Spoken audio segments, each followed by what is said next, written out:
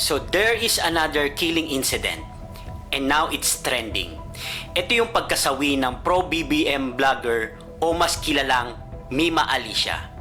Ang malungkot, hindi ito simpleng pagkakamatay. It's not a natural death, but it's a crime. Di umano, tinambangan ng biktima sa sarili nitong bakuran ng di pa nakikilalang riding in tandem. Again, hindi pa nakikilala kung sino ang pumatay. Pero ayon sa balita, marahil di umano ang dahilan ng pagkakabaril sa nasabing vlogger ay sa kanilang negosyo na buy and sell. Marami namang nagsasabi na dahil sa stand nito sa politics. Hanggang ngayon, hindi pa malinaw ang totoong dahilan, kaya we don't need to jump into conclusion kung sino talaga ang pumatay. Hintayin natin na matapos ang investigasyon kung ano ang dahilan at kung sino ang salarin. We might have different views in terms of politics, but I am praying na magkaroon siya ng hustisya. I am hoping na mapanagot ang totoong may kasalanan.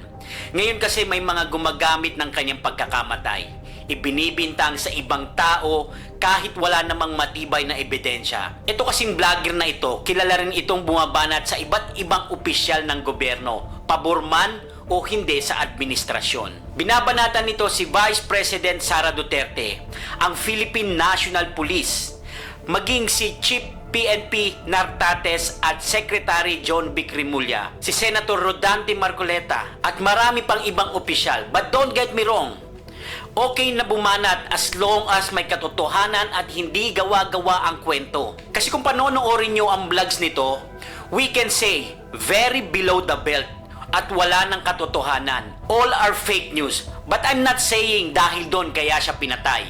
What I'm trying to say is yung ugali na meron siya. Kasi if you can do it to the higher officials of the land, what more sa mga taong nakapaligid sa kanya? Baka mamaya hindi nagugustuhan ng ugali niya. O baka mamaya ginamit niya ang pagiging vlogger niya na di umano para manlamang o mag-agrabyado sa kapwa. We don't know, kaya mas maganda magkaroon ng investigasyon para malaman ang totoong pangyayari. Bukod pa rito, di umano ang isang dahilan ay nagkaunsehan sa pera.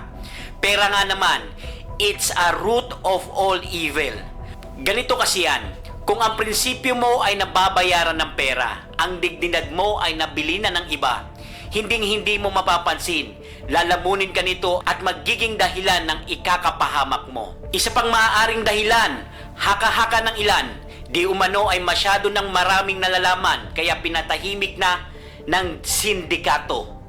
Hindi natin alam kung saang grupo ito bilong, pero isa lang naman ito sa naglalabasang aligasyon sa social media. Walang patunay. Pero tulad ng sinabi ko, lahat ng iyan ay pwedeng maging dahilan kung bakit pinatay ang vlogger na ito. Pero ganun pa man, nakikiramay tayo sa pamilya. Sana makuha nila ang hustisya. We are praying for her soul. Magkaiba man tayo ng paniniwala sa politika, but still, hindi pa rin tama ang pumatay.